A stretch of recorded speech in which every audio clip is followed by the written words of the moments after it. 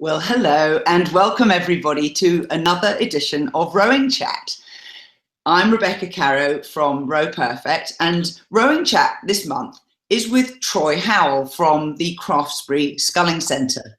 Now, Troy and I first bumped into each other online when he wrote an ebook for us called Achieving Ease and Comfort in the Boat, and we'll talk a little bit more about that later. But Troy, please introduce yourself and tell the audience a little bit about your journey in rowing. Okay, hello. I am the managing director of sculling programs at the Craftsbury Outdoor Center, as Rebecca mentioned, and have been here full-time since 2009. I started coaching in the program on a seasonal basis in 2005, just in the summers. I got started in rowing. I don't think my story is particularly unique. I hear stories like this one from virtually everyone involved in rowing. If you ask them this same question, you sort of get everyone has an interesting story. But I came to the sport in sort of the most random of circumstances. I probably owe my current profession to having accidentally been watching the 1984 Olympics in my brother's living room in Deer Creek, Oklahoma. And I watched the men's single final, and I remember turning to my brother after the single final was over and saying, you know, those boats are pretty cool. And my brother he is considerably older than I, and he immediately took the tack of giving me a hard time for being the spoiled little brother. And he said, "Oh, you think mom and dad will buy one of those for you, don't you? Do you have any idea how much those things cost?" And I said, "No." And he said, "Oh, $3,000 or $4,000. And I said, "Well, I don't have any illusions about mom and dad buying me a rowing shell for Christmas or anything of that nature." But 3 years later, I was at the University of Virginia, getting ready to register for classes, and looked down at the sidewalk, and someone had dropped a handbill that was just about palm-sized, and it had information about come join the crew, no experience necessary, and listing a time and place for an organizational meeting. And the meeting was 3 weeks in the future, so I took it home and put it on my desk and forgot all about it. And the day that it was supposed to happen, I happened to pick it up again and thought, okay, what the heck, I'll go see. And Will Scoggins was coaching UVA that year, and it was his first year coaching there. And he got up and gave an impassioned summary of how rowing would change our lives, and everybody in the room was hooked at least for 24 hours. And 100 or so people came out, and they didn't have enough coaching to keep everybody. So a week later, 60 of them were gone. But I stuck around and have never left the boathouse since. I coached after graduate school. I coached the freshmen for a year at Wichita State University. And then, finding myself pretty impecunious, took a job in Dallas coaching the Episcopal School of Dallas's crew, which turned into a full-time position a year later, including teaching history and English, and was there for 15 years. And after a year at the Savannah Country Day School, I came up to Craftsbury full-time, and here I am. What a fantastic story. So you're both an athlete and a coach. And if I can be so bold, your pathway into coaching sounds like it was quite self-directed. There wasn't a formal program to teach you how to be a teacher, to teach you how to impart your knowledge. How did you acquire the teaching skills? Well, I don't know. I'm one of those weird people who has had an instinct to want to teach since I was probably 6 or 8 years old. Probably much to the chagrin of my peers in my youth. I don't know. I don't have any good stories about that. But teaching and coaching has always seemed like something that it's just, okay, I want to do that. And so you watch other teachers and coaches, and you see what they do well, and you see what they do not so well, and you adapt and adopt things and develop your own way of doing things, and you hope that it works. Well, I think that's a fabulous answer. I got into a conversation a few years ago with a young university coxswain from America called Chelsea Dommett, and she had got very frustrated as a coxswain that the instructions these coaches were giving her were not clear, and she could see exactly why coaches got frustrated with the coxswains, because the coxswains were not following the intention of the coach, but the coach was not articulating what he or she wanted clearly. And she gave this great example of a photograph of a river with a span bridge going across it, but it's an old-fashioned one and it had little arches.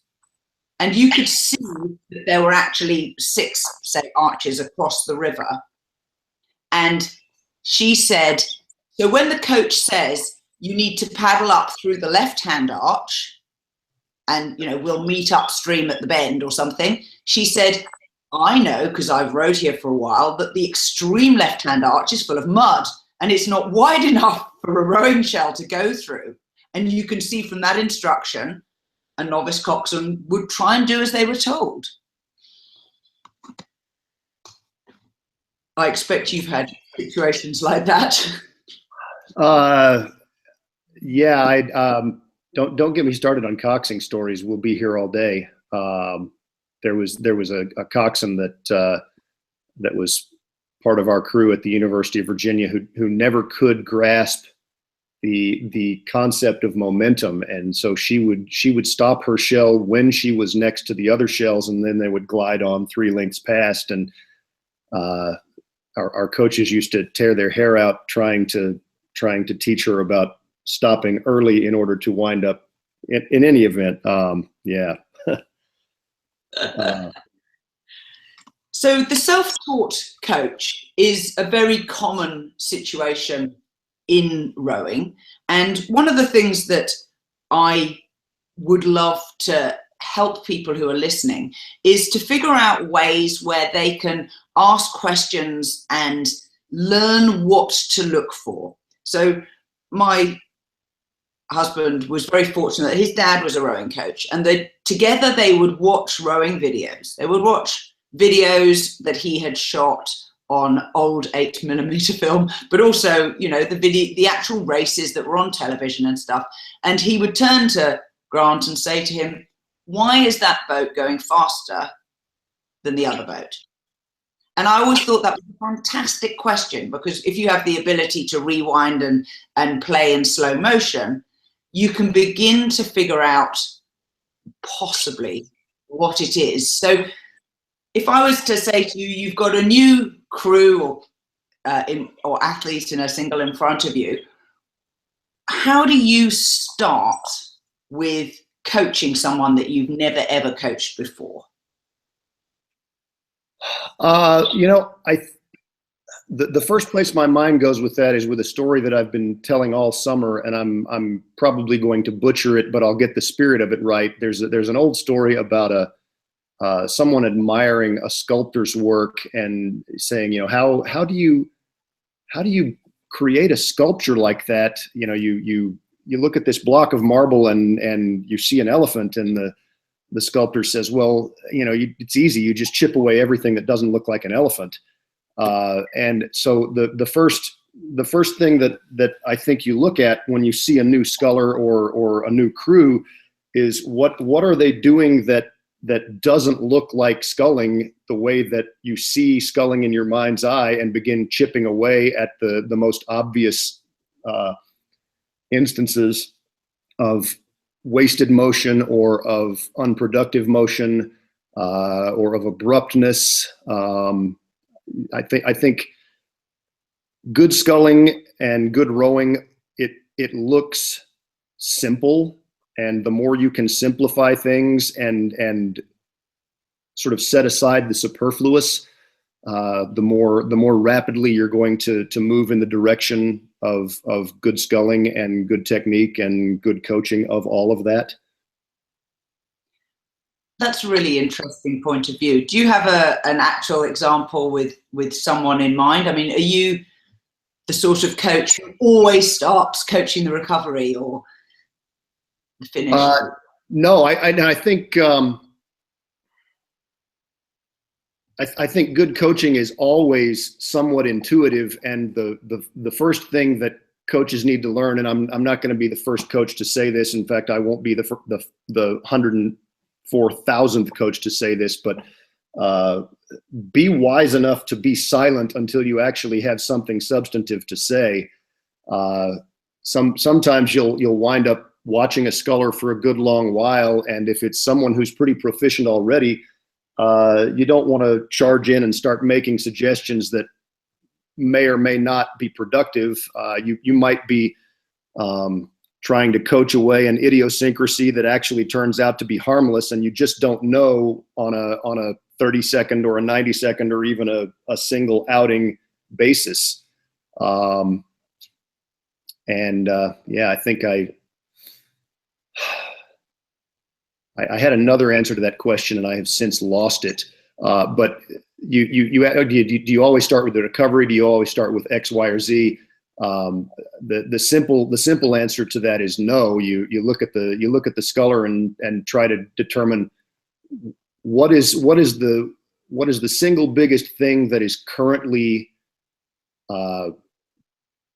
impeding this person from sculling optimally, and you begin chipping away at that, to return to my sculptor's metaphor.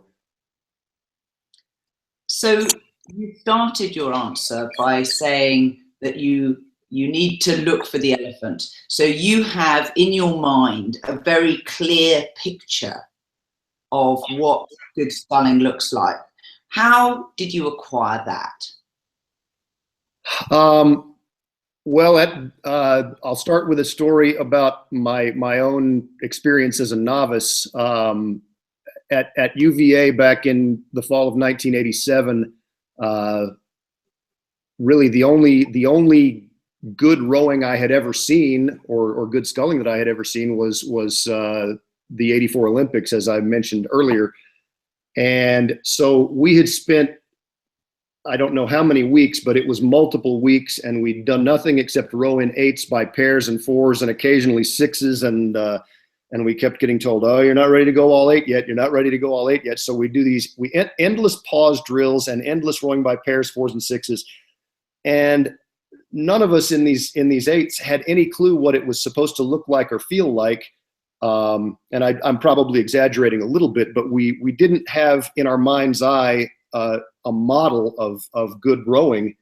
And fortuitously, one of the varsity guys had a VHS tape of some World Championship 8s video, and he lent it to me, and I took it home and watched it, and I thought, oh, so that doesn't look a lot like what we're doing currently, but that's what it's supposed to look like. And I went out the next day for our practice, and I miraculously rowed much better. And I still say to this day, it was the biggest single day improvement I ever made as a rower. So, I think you have something in your mind's eye from the beginning, and it gets refined very gradually from watching people who do it better than you do it, and seeing what you can learn from them, both in a way that you can articulate and in a way that you just feel. One of the commonest experiences, I hope that you'll recognize this, because the story usually does get recognition, but if you're a rower and you meet a non-rower and they ask you about your hobbies, and you tell them, "Oh, I enjoy sculling," first you get the quizzical look, and then you get the light bulb, and then they say, oh, you're a rower? And they do this weird pantomime with their arms. And nobody does that for any other sport. Nobody meets a golfer and does a pantomime of a golf swing, or a bowler and swings their arm. Nobody does that. And I'm not disparaging non-rowers. It's probably what I would do if I were a non-rower as well.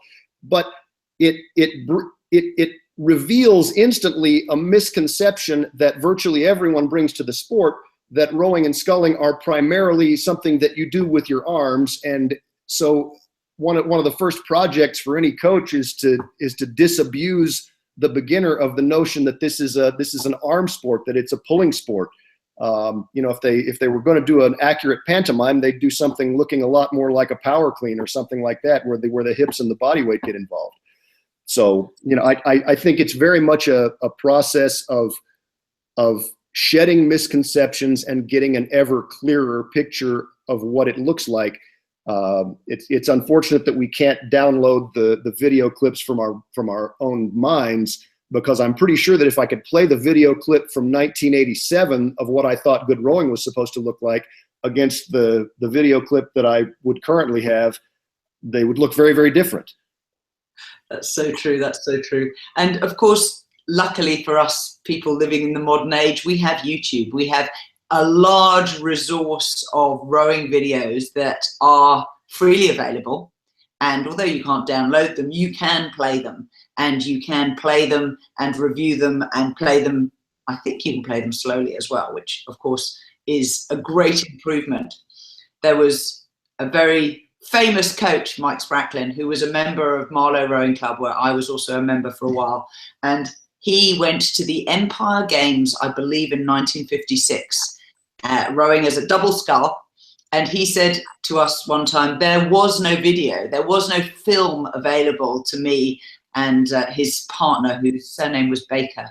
And he said, we used to scull along the river in front of the church. And Marlow has a reasonably attractive two churches on its stretch, but one is actually Bisham Church. And Bisham Church has a brick wall that goes straight into the river. The bank, there's no riverbank in front of it. It's this brick wall, and it's around 3 foot high of the water's surface. And he said, we'd go out in the mornings and in the afternoons because the sun would cast our shadow onto the wall. And we could see ourselves moving for 2 strokes or 3 strokes as we went past this wall. That's a great story. Yeah. It has that ring of truth. The athlete who really, really wants to do everything they possibly can to ensure that they're going to win, and they come up with a cunning little ruse like that will only work on this one bit of the River Thames. Yeah, there's a place under an overpass at the Dallas Rowing Club in Texas where at the right time of day you see your shadow on the underside of the bridge as you go under it, and it's distorted, and it makes this sort of incredible design that I wish I could have taken a picture of it, because I'd like to make a logo out of it. It's just sort of an abstract design that sort of looks like sculling, but not exactly. And the other bit about all of the resources that are currently available because of it being the 21st century, I think I only got videotaped maybe twice the whole time I was in college, and it was Kevin Sauer had this giant camera. It was a camcorder, but it took a full-size VHS tape, and so he's got this giant thing on his shoulder, and he had been shouting himself hoarse at me for weeks about, oh, you're dropping your hands before the catch, you're dropping your hands before the catch. And I didn't believe him. I said, no, I'm not dropping my hands, but I would scream back at him, I am not doing that. And then he finally took the video and he showed it to us like, yeah, you were right, I'm dropping my hands before the catch. So it's nice to have video to keep you honest. It certainly is. And of course it's so accessible nowadays, a phone in a coach boat. When I was filmed in college, it was someone standing on a bridge, I think, or a balcony of one of the rowing clubs, the first floor, and we had to row past. So you didn't even get a full stroke cycle on a square off 90 degree in order to see yourself. So let's talk a little bit about video, because video is a really great resource for the coach and for the athlete. Do you have any tips about the best angles and shots that a coach can use when they're filming a crew? Honestly, I think the stern shot, just straight off the stern, is underutilized and underappreciated for years, because of the limited time in which we have to film the entire camp of 36 people at Craftsbury. We would just we would try to do a 90 degree straight through the pin perpendicular shot to mostly look at the sequence of the way that the body moves through the stroke cycle. And in these past few years, we've gone to a stern shot that then, you start stern shot and get 5 or 6 or 7 strokes, and then come around the side and get the side shot as well. But the thing I like about the stern shot is it instantly shows you is the athlete getting her blades in and out of the water pretty simultaneously, or is there some hang up there? How far apart are the athlete's hands at the catch?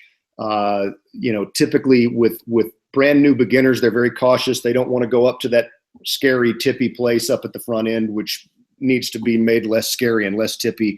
And so you get a very nice immediate feedback of how committed is this athlete and how comfortable is this athlete, based solely on are the hands staying pretty close together? Are they being cautious? Are they letting their hands come far apart? Further, you can go frame by frame and see whether the blades are taking the water as the hands are reaching their furthest point apart around the arcs. And finally, it's easy to see the stern wake and how the stern wake is behaving from a stern shot. So currently the stern shot is my favorite, but any angle is valuable if you know what to look for. So let's talk a little bit more about the stern and the stern wake. There are 2 component parts to this. What are you looking for in the wake? So that is the ripples that are coming off the back of the boat each time the stroke happens. Well, in a perfect world, I think that you would like to see something that is as continuous and uninterrupted as it can possibly be made. Given the cyclical nature of the stroke, it's arguable whether that is achievable, but it's also very, very easy to see where on the spectrum a sculler is, just based on whether the stern wake is getting interrupted, and are there little places where the wake isn't flowing past the hull as it was 0.2 of a second ago, or what have you. And the other really, really obvious one is whether there's a little fishtailing or a little S curve in the stern wake, which would give you some indication that the power application is not symmetrical on both sides in the way that you would like to see it. That's a great answer. Now, of course, the other part of the stern wake is the stern, because the stern of the boat will move up and down in the water through the stroke cycle. What are you looking for in the stern each time they take a stroke?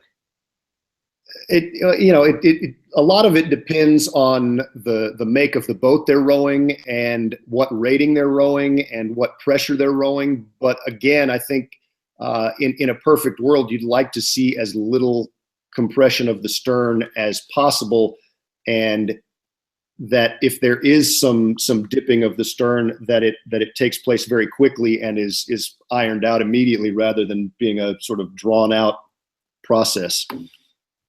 So you want little vertical displacement, or to minimize the vertical displacement? Yeah, I would say so. Although that I think it's a controversial topic about a lot of coaches will get red in the face defending their own interpretation of exactly what the stern ought to look like.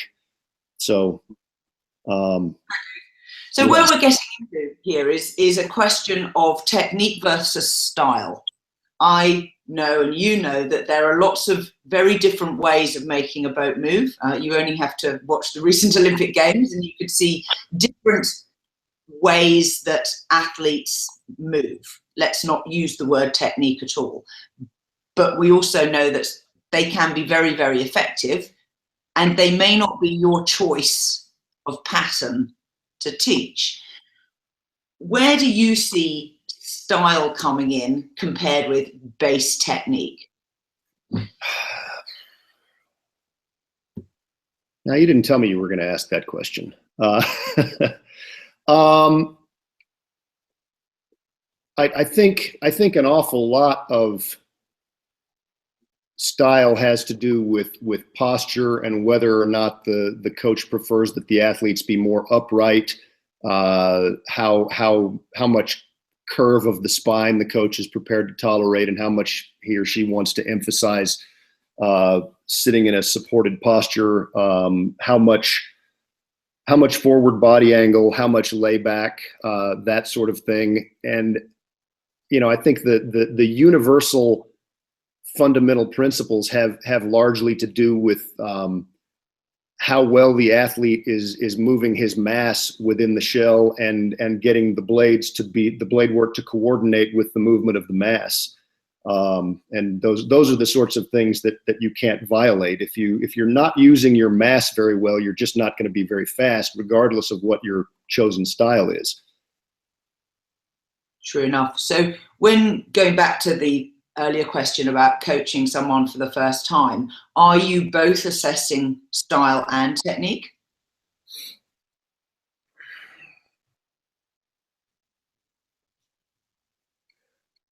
I think the first thing you're looking for is whether the athlete is fundamentally sound. To return to my previous answer, I hate to use cliches, but the only thing I'm thinking of, it's a slippery slope to start just diagnosing every idiosyncrasy that an athlete may have. So you begin by looking at whether the athlete is fundamentally sound, and then over the process of days, weeks, and months, you start coming to conclusions about whether their idiosyncrasies are slowing them down or whether they can safely be ignored. Yeah, one of the things that I particularly enjoyed when I came to sculling compared with rowing is a recognition that your God-given body and the length of the various component parts have a significant impact on what you can and cannot do in a boat. I have rowed with people who had, if I say wingspan, fingertip to fingertip measurements, who were 15 centimeters longer in their fingertip to fingertip compared with their height. And of course, you have to accommodate that in a boat. She can't shorten her arms. She can possibly move slightly differently. But for me, trying to match someone who was a little taller than me, she was maybe a centimeter taller than me, but when it came to reach, she was right out over there, and I just was unable to physically match that with my arms alone. Mm-hmm. There is a sort of, I think, unrecognized feature of sculling that you're not wrong about long arms versus short arms, but I've seen some very long-armed scullers who approach the catch rather tensely, and if you've got tension in your shoulders and your chest, it's very difficult to commit to fully getting out there. And if you can just learn to open the shoulders and chest more, even if you have short arms, you can get pretty good length out of a sculling stroke. We have an athlete that rows here with the Green Racing Project who likes to talk about what you're trying to do as you come into the front end is hug the horizon. And I don't know if I can do this on this, but if you're like this is not an inviting embrace. You got to relax and open things up. So if you're a sweep rower, you're a bit stuck because the length of your arms is the length of your arms. But if you're a sculler, you can at least learn how to relax your shoulders and chest and get some more length out of the front end that way. That's so true. Now, you've used a phrase just now that's the first time I've heard it. And we had a question from Rachel Galbraith from Henley Rowing Club in the UK. And she says, what drill do you do every time you get in the boat to get balance and to hug the horizon? Rachel was here at Craftsbury earlier this summer, and I've been using that phrase all summer, so I'm not surprised that it came up again.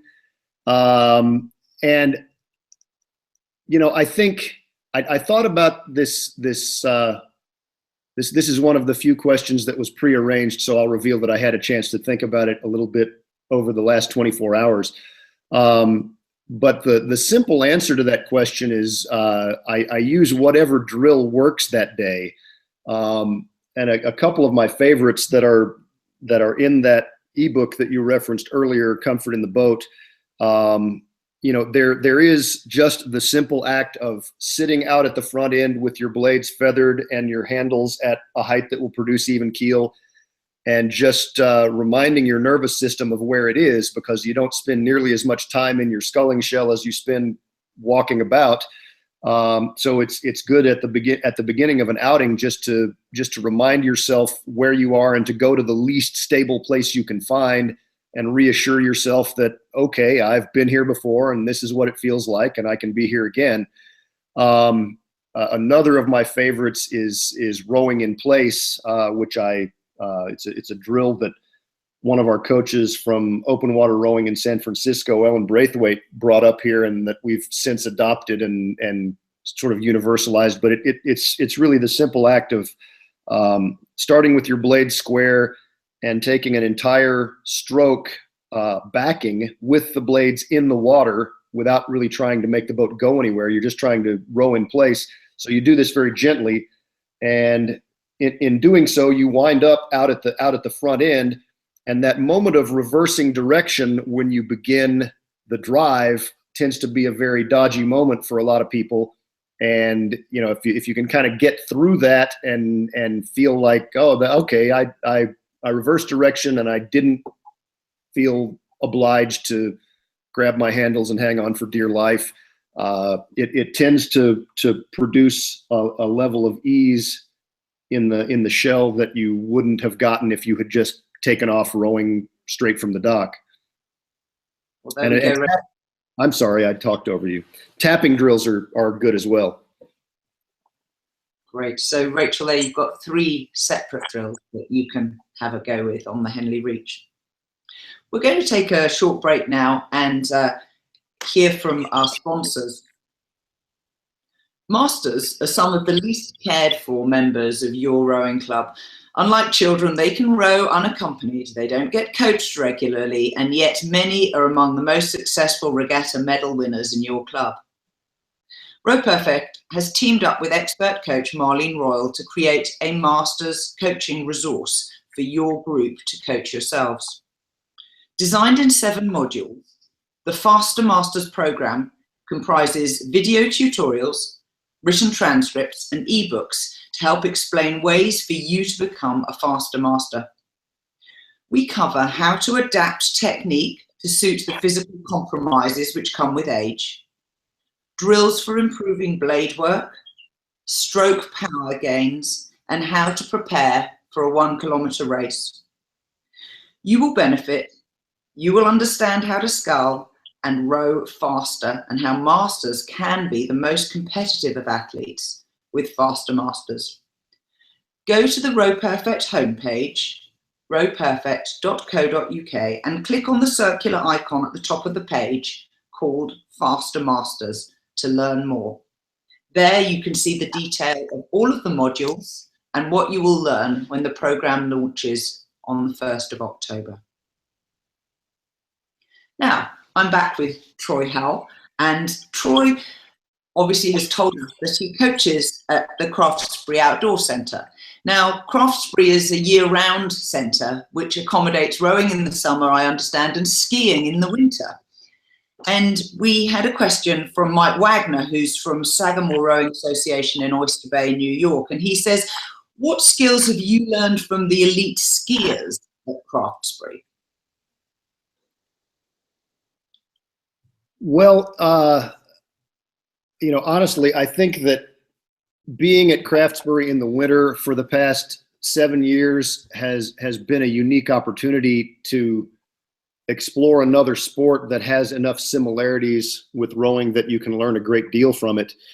And maybe the most valuable one is just how important weight transfer is, because I'm not by any stretch of the imagination a good Nordic skier, but I've gotten to the point where I can use it as a very good cross training device. But there's a little trick that our Green Racing Project ski coach Pepa Milosheva uses in most of her lessons, and it involves standing on a slight uphill. And she positions her skis in a certain way, and then she gets her body weight where she wants it, and the skis start to move uphill without her appearing to do anything. And it's kind of an amazing thing to see the first time you see it, and the first time you try to do it, you can't, because you don't imitate her weight transfer the way that you would have liked to. but it's almost as though you can climb without doing anything except hopping because the skis move on their own. And then you go from there to a bit of a lesson that I got from a former Green Racing Project skier last year. I just asked him to take a look at me because I want to go faster and feel better about my skiing. And he immediately noticed that. He said, you're fully committing your weight to your right ski, but when you shift to your left ski, your hip bone doesn't get to the same point, and so you don't create the glide that you would have liked to on that side. And sure enough, when I changed that motion, and the position of my hip might have changed by a centimeter or so, but it made all the difference in the world. And another little piece, a bunch of the Green Racing Project athletes were skiing one day, and some of the Green Racing Project skiers were giving us a little bit of a clinic. And this was on classic skis, which that's when you go parallel. They call it diagonal stride, which makes no sense to a non-skier because the stride is not diagonal at all. But I guess to a skier it makes sense. In any event, this skier noticed that most of us were sort of swinging our arms from our elbows and wrists rather than from our shoulders. And he said, "Here, look, just let the thing swing more like a pendulum from the shoulder." And we all did it. And sure enough, instantly, we're all skiing better. And it's like, well, that's pretty subtle, and it made a pretty dramatic difference. And how does that work? And it's the sort of when you think about it and analyze it, well, if you swing from the shoulder, then it tends to bring your mass with it. And when you swing from the elbow, it tends to leave your mass where it is. So it makes perfect sense. But, well, why didn't we think of that? And later in that same outing, and this I think is the single most valuable thing I've learned from Nordic skiing. I was skiing behind a couple of rowers, and one of the rowers said to the other, it's a funny thing. Sometimes when you add effort, you don't get any faster. And the other rower said, "Yeah, actually, sometimes you add effort and you get slower." And I think that tends to be a more obvious thing to skiers and swimmers than it does to rowers. I think that a lot of rowers, particularly, let me not go there. A lot of rowers think that if you add effort, it will inevitably make you faster. It may not be efficient effort, but it's going to make you faster. And then if you can make it efficient, so much the better. There was an old story circulating at the boathouse at Virginia when I was there about, technique makes up seats and horsepower makes up lengths. And I just always thought that was nonsense, because I think that there's sort of a subtle, it's just a way of dismissing the importance of getting the little things right. And if you get the little things right, it doesn't make up seats. It also makes up lengths. So weight transfer and effort not being the solution to all problems, those are valuable lessons that I've gotten out of Nordic skiing. Likewise, swimming has taught me a lot about sculling. I'm not a very good swimmer either, but I had some pretty good swimmers one time trying to teach me about this thing they call ride the glide, and it basically consists of allowing your hand to enter the water and letting your mass drive the hand forward before you try to take hold of the water and move yourself past your hand. And I thought, well, okay, that's pretty analogous to the catch in sculling. And yeah, I could go on. I've got golf stories, I've got dart stories, I've got horseshoe and bowling stories, but I don't know how much you want me to ramble on that question. I don't know anything about horseshoes, so we'll leave that one. But I am interested in your anecdote about adding effort, you can go slower. And I recall vividly an outing where there was a girl who had joined our squad, and I very, very badly wanted to beat her. I could see that logically she was probably stronger than me, and I knew she was younger than me. And I remember this practice where we'd gone to the head of the river and we turned around and we were sculling back towards the boathouse. And I discovered that when I came out to the catch, if I relaxed my calf muscles, I got a better catch. I hypothesized that I was compressing possibly a tiny little bit more, and my blades went into the water earlier, so possibly I was gaining a tiny increment of earlier grip on the water at the catch. And I noticed that when I did that, I moved my boat away from hers. She was immediately behind me. And definitely by trying less hard at the catch, I went faster in that outing. So I can definitely empathize with part of your anecdote there. Mm-hmm. Now, tell me about weight transfer. You've told us how it works in skiing. What is the, where do you look for weight transfer in rowing and sculling, and how do you teach it? Well, it depends on whether you're working with someone who's a comparative beginner or with someone who already has a fairly good idea of what suspension is. With experienced athletes, please. Go for the person who has a good idea of what suspension is. Okay. With a person who has a good, you're making me answer the hard question first. I think with a person who has a good idea of what suspension is, someone for whom the old sheet of paper analogy makes perfect sense. The idea that if at mid drive, if you had a sheet of paper between your butt and the seat, that someone could easily draw that sheet of paper out.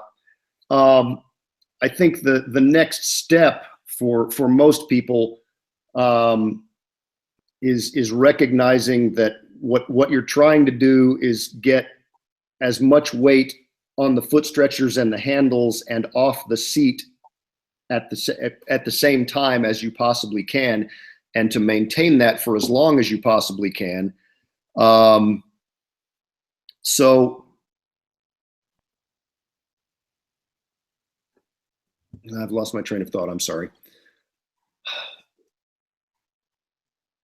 Yeah, I immediately think of the drill that Kim Brennan mentioned in her podcast last week, because it was memorable because she called it something that I've never heard it called before. Stuff the duck.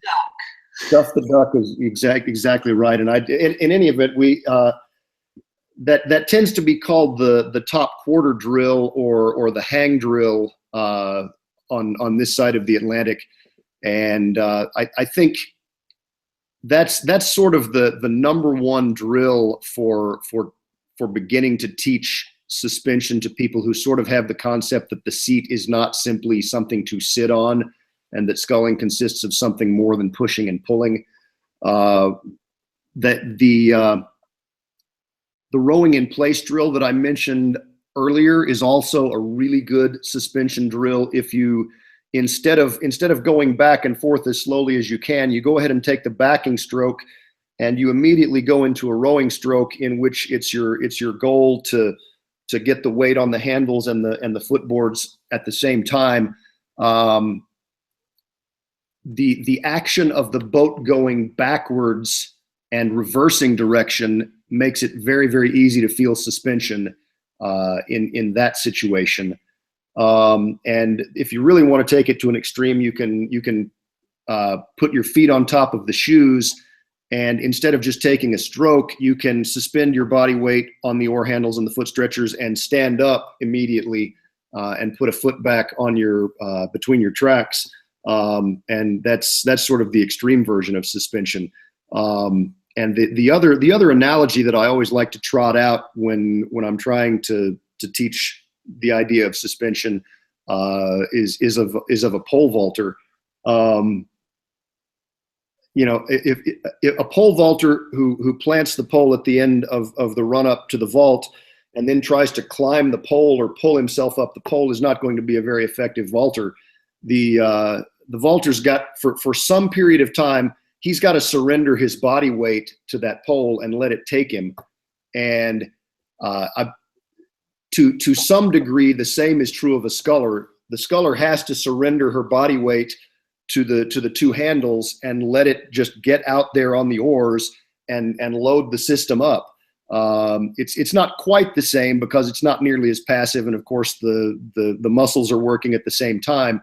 But the idea of suspension with long arms rather than with trying to pull and to push, it's something that takes people a long time to shed the vestiges of that and to really perfect the idea of trusting your body weight to help you move the boat.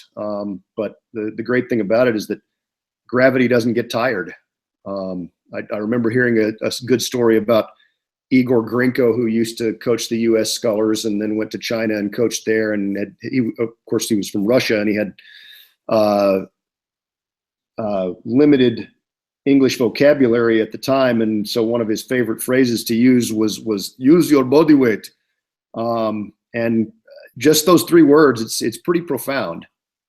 And so the essence of weight transfer is moving from a passive to an active hanging suspension. Yeah, I think that's a good phrase, and I need to write that down. Moving from passive to active. Well, how did you put it? The essence of transfer is moving from passive to active suspension. Yeah.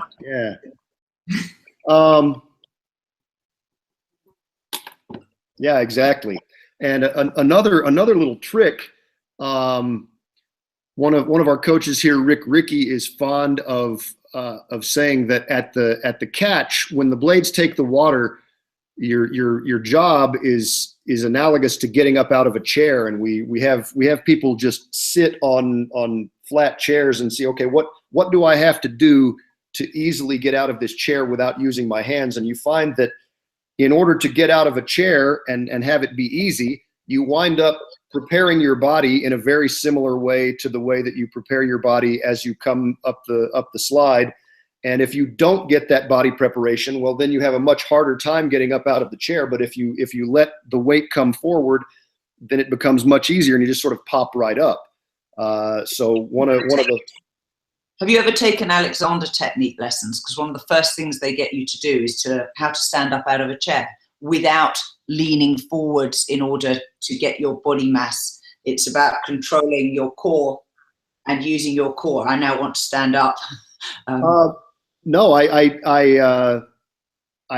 done Feldenkrais work, and my wife actually is a practitioner of the Feldenkrais technique, which a lot of people compare to the Alexander technique. They're not entirely dissimilar, and that I think that lesson I think it's used in a lot of different kinds of body work, but I did that lesson as part of a Feldenkrais lesson at some point. So. Now let's move on and talk a little bit about rowing camps. There are times when many rowers like to take an intensive rowing holiday where you can go to a place with beautiful flat water, might be your home lake or it might be a visitor, and have regular multiple lessons per day. Obviously, Craftsbury runs these. Can you give us a little bit of an outline as to how a coach who's listening to us today might plan and prepare a schedule for a rowing camp? Well, it would be very easy to sort of outline the way that we schedule the camp, and I think what the place from which we start is the knowledge that most people who are going to be visiting us, regardless of their level of experience and proficiency, most of our guests don't scull 3 times a day. Very few people scull 3 times a day, period. And so the first thing we plan with the idea in mind that people are going to be doing a lot more sculling than they are used to doing. And so the worst thing that we could possibly do in that circumstance would be to emphasize the physiological sort of training element of it. And so the first thing we do is ask everybody to dial things back and work at your own pace and allow this to be an opportunity to refine technical things rather than worrying about, okay, where is my heart rate today? So So that's where we start, and we have a row at 7 a.m. and that tends to be a small group row that is very drill intensive, or at least individual coaching intensive. And from there, we usually videotape some portion of the small groups that we're working with, and they get a video review between breakfast and the second outing. And the second outing is a little bit more of a it's less coaching and less drill intensive, so that people can have some space to work on whatever it was that they discovered about their sculling in the first session and in the video review. So instead of having a coach hovering right next to you, the coaches circulate and find athletes one at a time and ask them how they're progressing on whatever it is that they discovered in the early outing. And then the third outing is an even looser format, in which there are coaches available, but we more or less leave them alone and let them just let them scull and enjoy the lake, unless they are troubled by something, and then they flag somebody down, and we work with them on that basis. So the day goes from the most coaching intensive and feedback intensive portion to the least feedback intensive portion at the end of the day. And that tends to work fairly well over a period of 5 or 6 or 7 days. And I can see, of course, that you're bright and sparky first thing in the morning, and your brain and your body is most refreshed, and that's probably when you're most receptive to the coaching as well. Sure. Now, you mentioned many other coaches who you obviously have the pleasure of working alongside.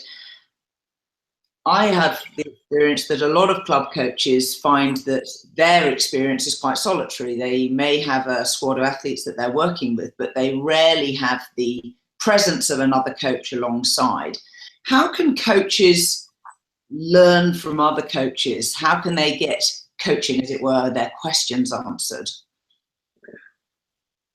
Well, I've been very lucky to work here, because 50 different coaches rotate through here over the course of a summer, and so I'm immersed in multiple perspectives, and I think that in a different circumstance, you have to work a bit harder to create contacts and connections. But the first advice I'd give anybody is to find coaches that you can go out in their launches with them and just be a fly on the wall and hear what they're telling their athletes. You know, as you rightly point out, if you never leave your own boathouse, you're probably not going to be exposed to a lot of different perspectives. And I really think that being launch dog for another coach is an opportunity you should never pass up. You know, if you're on vacation somewhere and there's a rowing program there, plan ahead and call the coach.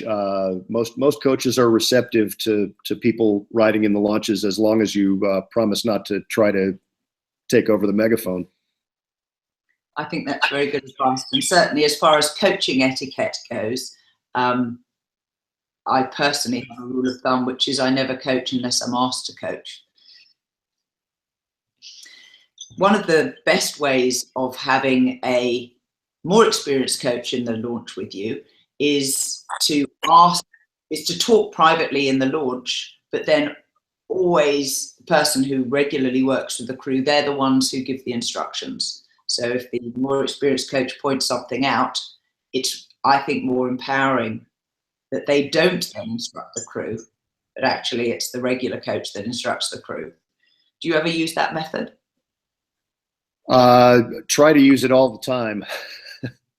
Is that there's nothing more awkward than having another coach in the launch who does try to begin coaching a crew before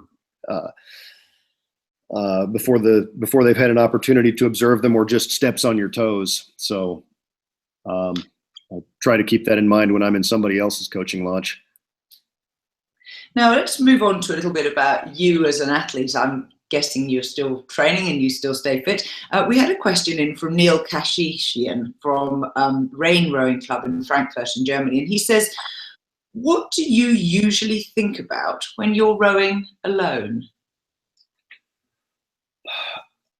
Yeah, and I think if that was another question that I got to read in advance.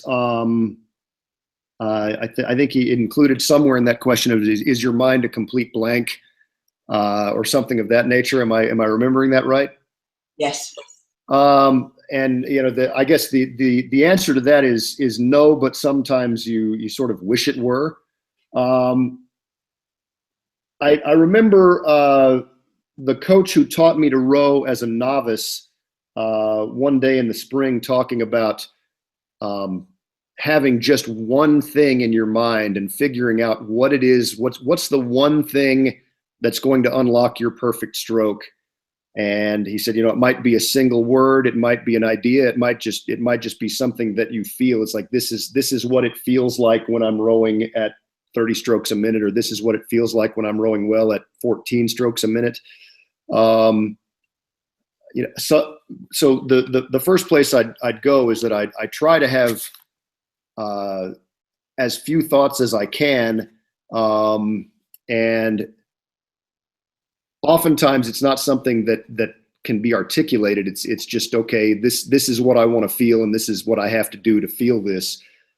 I think some of the more productive outings that I have are when I sort of get the idea of constantly moving bowward, and whether you're on the drive or the recovery, if you can be conscious of the idea that the desire is to have the boat move bowward, then you probably do things on the drive a little differently to move that bow ball forward, and you probably do things on the recovery a little bit differently so that you don't disturb the bow ball from going forward. And it's a very different thing to be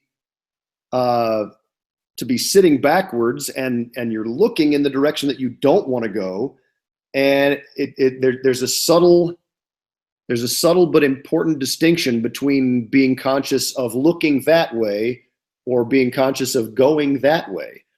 And when you get it right, it tends to be magical. When you forget it, it tends to make you feel like you're not going very, very well. Excuse me. Yeah, I think we can all empathize with that. And I certainly think that what you said earlier about trying less hard and going faster, that actually thinking is part of trying. And a drill that I use myself, but I also teach, is to have 10 strokes where you do not think. Just move, just move. And then at the end of the 10 strokes, you can appraise your movement and say, is this the going forwards feeling that I was seeking or not? Do I need to make an adjustment? And then make your adjustment maybe in the next 10 strokes, and then have another 10 strokes of not thinking, just moving. And I use that as a test of, have I succeeded in creating an automatic movement that is what I desire? Or do I need to work on making the movement more consistently? Because when I'm not thinking, that's a really good way of testing whether or not the movement is just happening. Well, one of my colleagues here, Ricky, is fond of saying that the sport, and I don't think it's just this sport, but he says, the sport is about motion rather than effort, and the idea is that the effort comes from the motion rather than vice versa. So if you get the motion right, yes, this is still a very strenuous activity, and you have to put energy into the system, but at least you're not pouring energy into places it doesn't need to go. It's all going into moving the boat. Mr. Ricky has some very good ideas. Troy, it's been a delight talking to you. Thank you for sharing your insights and your expertise and your huge and very obvious love of the sport, plus your anecdotes. RowingChat will be back next month in October. Please watch out for our announcements as to who our guest is. And if you enjoyed this podcast, please leave us a rating in iTunes or on SoundCloud, and tell other people about Rowing Chat. We have been told that it's like a monthly masterclass in rowing, and that's what we aspire to be. Please follow us on Facebook, on Twitter, and join our newsletter. It's rowperfect.co.uk. Until next time, goodbye.